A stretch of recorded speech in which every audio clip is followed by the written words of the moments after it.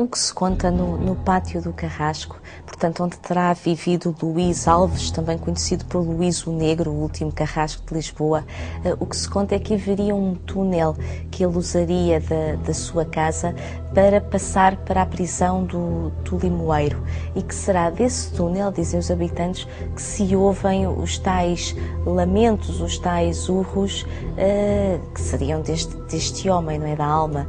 Um detalhe muito curioso na história de Luís Alves, porque se diz também que ele nunca matou ninguém, nunca torturou ninguém, que quando era chamado para o fazer pagava a outros. Portanto, falamos de uma época em que os carrascos usavam uma touca. Portanto, facilmente ele poderia pôr outra pessoa no seu lugar, a quem pagava um punhado de moedas para que pudesse cumprir essas terríveis missões. Toda a gente sabe que ali morou Luís Alves, portanto não é propriamente um segredo. E as pessoas que lá vivem, se calhar já ouviram aos seus antepassados contar essa mesma história. Associarem os barulhos estranhos, na medida em que foi a única personagem terrível que ali morou, se calhar é por isso, não é? Eu resolvi escrever a história do Francisco Matos Lobo por ele ter sido também, a sua morte é emblemática, de certa forma. A sua morte ditou uma grande reflexão acerca da pena de morte, e foi a sua morte que levou à sua abolição em Portugal. A própria natureza da relação amorosa que ele manteve com a tia, porque era tia do Francisco Matos Lobo, era uma francesa voluptuosa, lindíssima, com grandes encantos, certamente, mas era sua tia.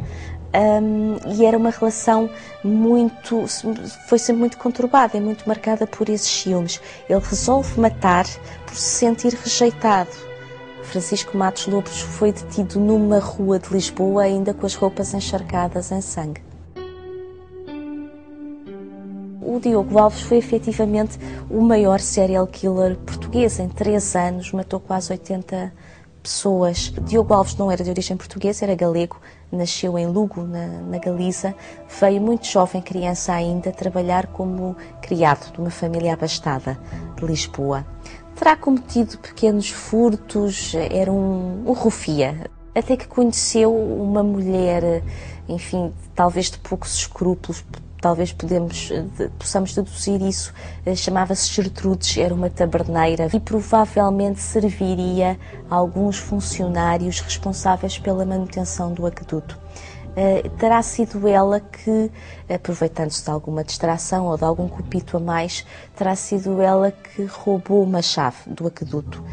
E Diogo Alves passou a usar o monumento, nomeadamente as Mães d'Água, para se esconder e ali ficar à espera que as suas vítimas passassem. Despojava-as de todos os seus bens e atirava-as do arco maior do aqueduto.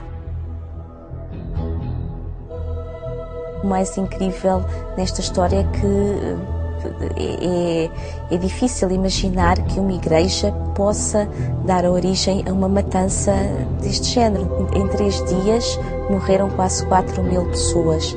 Tudo por causa de um motim que começou dentro da igreja. Havia uma grande pressão para que os judeus se convertessem ao cristianismo. Nesse dia, foi dia 19 de abril de 1506, dentro da igreja de São Domingos, estavam alguma população de Lisboa a orar pelo fim da seca, pela peste, que nessa altura assolava o país. E houve um fiel que, olhando para a imagem de Cristo pregado na cruz, vislumbrou uma luz. Estava também presente um cristão novo que se levantou e disse: "Não, se calhar é só um reflexo da luz lá de fora." Essa frase foi quanto bastou para que ele fosse arrastado para fora da igreja, espancado, torturado. Logo ali se reuniu uma multidão de cerca de 500 pessoas e essa turba de gente foi de porta em porta, de casa em casa, à procura de judeus, e pessoas que retiravam das suas casas, que arrastavam pelas ruas. As mulheres foram violadas, as crianças, os velhos, homens, foram atirados para a fogueira, queimados vivos.